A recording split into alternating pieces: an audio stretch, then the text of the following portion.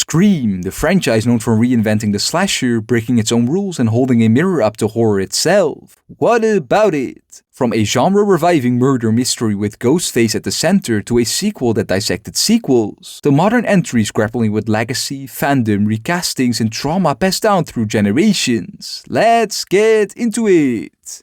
Please help your favorite average movie guy get to 1,000 subscribers by subscribing right now. Scream, 1996. We begin with the film that didn't just revive the slasher genre, it redefined it. Directed by horror legend Wes Craven, the film arrived at a time when the genre was on life support. By the mid-90s, slashers had become repetitive, self-serious, and predictable. Instead of pretending those tropes didn't exist, Scream did something radical. It acknowledged them, mocked them, and then used them against the audience. The film opens with one of the most iconic scenes in horror history, a teenage girl home alone answering a ringing phone. What starts as casual conversation slowly turns sinister as the voice on the other end begins asking questions about horror movies. Within minutes, the rules are laid out, expectations are shattered, and Scream announces exactly what kind of movie it's going to be. At the center of the story is Sidney Prescott, a high school student still reeling from the murder of her mother 1 year earlier. As a masked killer known as Ghostface begins targeting her friends, the town of Woodsboro is once again gripped by fear. But unlike previous slashers, the characters in Scream know the genre they're trapped in. Ghostface stands apart from other horror icons. He's clumsy, he panics, he gets hurt. He's not a supernatural force, he's human, and that makes him unpredictable.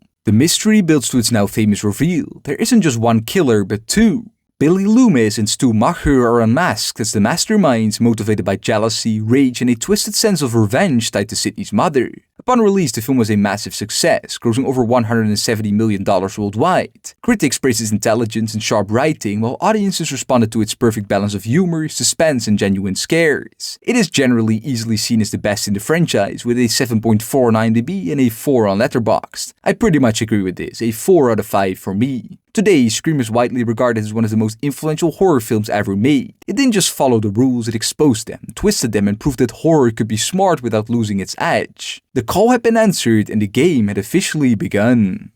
You like scary movies? Uh-huh. What's your favorite scary movie? I don't know. Scream 2, 1997. Just 1 year later, Ghostface returned, and this time the sequel itself became the target.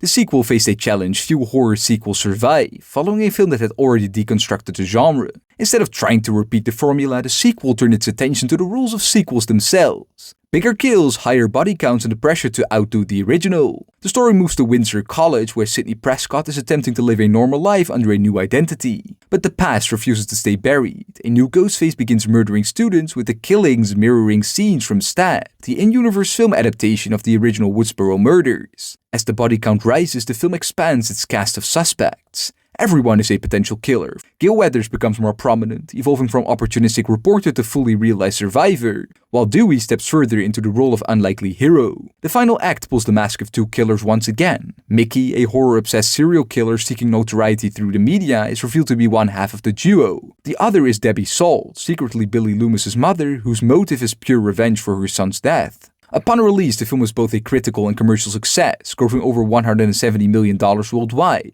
While some critics felt it couldn't fully recapture the lightning-in-a-bottle brilliance of the original, many praised it as one of the rare horror sequels that justified its existence. It is seen on par with many of the other sequels, with a 6.3 on IMDb and a 3.3 on Letterboxd. To me, it is definitely one of the better sequels, a 3.5 out of 5 for me. Over time, Scream 2 has earned a reputation as one of the stronger follow-ups in horror history. Darker, more emotional, and willing to push its characters into more tragic territory. The rules had changed, and surviving the first movie no longer meant you were safe. By definition alone, they're inferior films. It's bullshit generalization. Many sequels have surpassed their original. Oh yeah? Name one. Scream 3, 2000. By the time the third arrived, the franchise in the horror genre found itself at a crossroads. The third installment positioned itself as the final chapter of the story. This time, the film turned its focus towards trilogies, endings, and the idea that every horror saga has a definitive conclusion, whether it wants one or not. The setting shifts to Hollywood, where Step 3 is in production. Actors are being murdered one by one and the line between the movie and reality completely collapses. Sidney, now living in isolation, is pulled back into the nightmare when Ghostface resurfaces with a much more personal agenda. Unlike the previous films, this one reveals that there's only a single killer this time, Roman Bridger, the director of Stab 3. Roman is exposed as Sidney's half-brother, abandoned by their mother and driven by resentment and jealousy. His motive reframes the entire trilogy, positioning him as the unseen architect who helped set the original killings in motion. The film leans heavily into Hollywood satire, skewering the studio system, celebrity culture, and the way trauma is repackaged for entertainment. Production challenges heavily shaped the film's tone. In the wake of real-world violence at the time, the script was reworked to reduce gore and brutality, resulting in a noticeably lighter, more comedic entry. Upon release, Scream 3 performed well financially with over $160 million worldwide, but received mixed critical reactions. Many felt it lacked the sharp edge and unpredictability of its predecessors, and the single killer reveal divided fans. It is widely regarded as the weakest entry in the franchise. It holds a 5.7 on IMDb and a 2.9 on Letterboxd. I very much agree with this. Easily the worst in the franchise, a 2 out of 5 for me. At the time it seemed like the end. The trilogy was complete, Ghostface was finally silent, or so we thought. Now come inside, Sydney. No fucking way. Scream 4, 2011.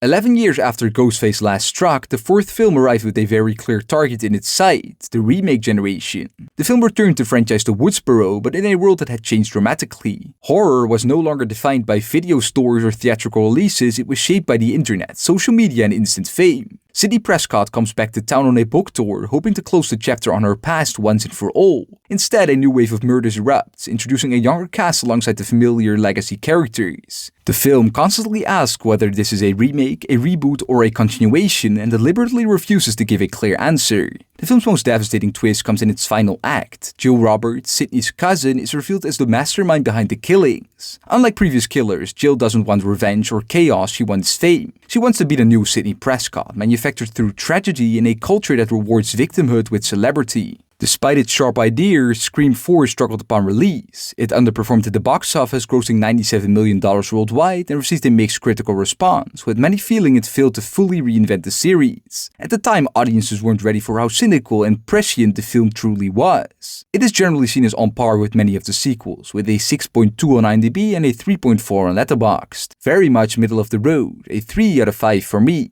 In hindsight, its commentary on social media, influencer culture, and curated trauma feels disturbingly accurate. What once felt exaggerated now feels uncomfortably real. It wasn't the triumphant return the franchise expected, but it planted the seeds for everything that would come next. What? Welcome home, Sydney. Preview of coming events. Scream 2015 to 2019. After the fourth film struggled to find its audience, the franchise took an unexpected turn, stepping away from theaters and into episodic television. Premiering on MTV, it reimagined the franchise for a new generation. Rather than continuing Sidney Prescott's story, the series opted for a full reset. New town, new characters, and for the first time, a completely redesigned Ghostface mask. Set in the town of Lakewood, the show centers on a group of high school students haunted by a violent past. A viral video, a buried murder, and a long-suppressed secret ignite a new killing spree. The shift to television allowed the franchise to explore its themes more slowly. The show leaned heavily into modern anxieties, cyberbullying, online identity, social media pressure, and the permanence of digital mistakes. However, the changes weren't universally embraced. The new mask and tone divided longtime fans, and while the show retained the spirit of Scream, it often felt more like a teen drama with slasher elements than a true continuation of the films. The first 2 seasons told a connected story, gradually unraveling the identity of Lakewood's killer and the events that shaped the town's violent history. Reception was mixed but generally positive enough to sustain the series until its 3rd season took another sharp turn. Season 3 rebooted the show entirely, the original cast was dropped, the classic Ghostface mask returned, and the story shifted to a new group of characters in a different setting. While this move was designed to win back fans of the films, it ultimately fractured the show's identity even further. While the series proved that Scream could exist outside the original characters and format, it also reinforced how difficult it was to replicate the balance of tone, humor, and suspense that defined the films. The phone was still ringing, but the franchise was clearly searching for its voice again. What part of skinny iced macchiato don't you understand? Okay, I think you've had enough. Scream 2022. Then, Scream returned to theaters for the first time in over a decade, and for the first time it did so without Wes Craven. Directed by Matt Bettinelli-Olpin and Tyler Gillett, the film faced an enormous challenge, continuing a franchise built on self-awareness without the filmmaker who defined its voice. Often obviously referred to as Scream 5, the film positions itself as a legacy sequel, blending original characters with a new generation. The story centers on Sam Carpenter, a young woman drawn back to Woodsboro after a new Ghostface begins targeting her and her friends. From the outset, the film makes its theme clear. This time the commentary is about the requels. Films that function as both sequel and soft reboot. The rules are familiar, but they're being rewritten in real time. Sidney Prescott, Gil Weathers, and Dewey Riley return once more, grounding the film in its history, but the tone is notably harsher. For the first time in the franchise, a major legacy character is permanently removed, signaling that the series is no longer playing it safe. The killers are revealed to be Richie and Amber, obsessive fans enraged by the direction of the Stab franchise. Their motivation reflects the film's sharpest critique, toxic fandom, entitlement, and the belief that stories exist to serve their audience at any cost. Upon release, Scream was a commercial success, grossing over $137 million worldwide. It re-energized the franchise, introduced compelling new leads, and proved that Scream could survive beyond its original creative team. It is generally seen as on par with many of the sequels, with a 6.3 on IMDb and a 3.2 on Letterboxd. However, to me it is clearly the second worst film in the franchise, a 2.5 out of 5 for me. Ghostface hadn't just come back, he had evolved, and the franchise was officially alive again. Third act, bloodbath, check. Killer's reveal, check. Time for the big finale. Scream 6, 2023. This film pushes the series into unfamiliar territory, not just narratively but geographically. The setting shifts to New York City, a place defined by crowds, noise, and anonymity, forcing the franchise to rethink what safe even means. The story follows the surviving characters from the previous film as they attempt to rebuild their lives far from their past. But distance proves meaningless. Ghostface resurfaces more aggressive and more relentless than ever before, staging attacks in public spaces and refusing to play by the franchise's traditional rules. This version of Ghostface feels different, less playful, less patient. The murders are bolder, faster, and more confrontational. The film leans heavily into suspense-driven set pieces, subway cars, cramped apartments, crowded streets, using the city itself as a weapon. The film also deepens its fixation on legacy. The killers are revealed to be connected to Richie from the previous film, his family seeking revenge for his death. Notably, the film sidelines Sidney Prescott entirely, signaling a major shift in focus. Instead, Sam Carpenter steps fully into the role of protagonist, grappling with her identity and the darkness inherited from her family history.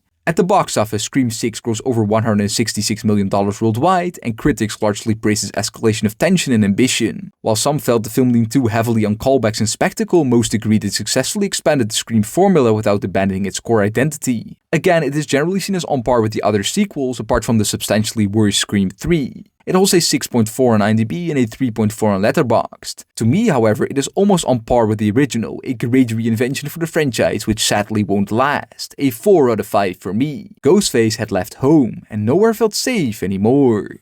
We have to finish the movie. Who gives a fuck about movies? Scream 7, 2026. And now we arrive at the next chapter, a film that brings the franchise almost full circle. It stands as one of the most consequential entries in the series' nearly 3-decade-long history.